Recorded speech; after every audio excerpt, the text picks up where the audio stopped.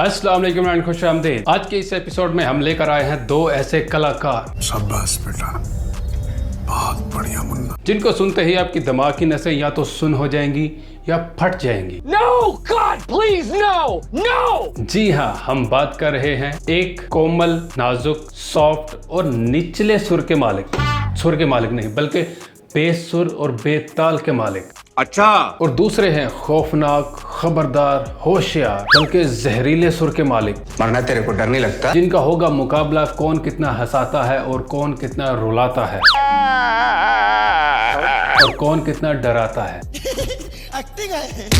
यानी हंसना भी पड़ेगा और रोना भी पड़ेगा। चलिए आए मुकाबला शुरू करते हैं। चल भाई स्टार्ट कर, कौन है नंबर 1 पर पहले?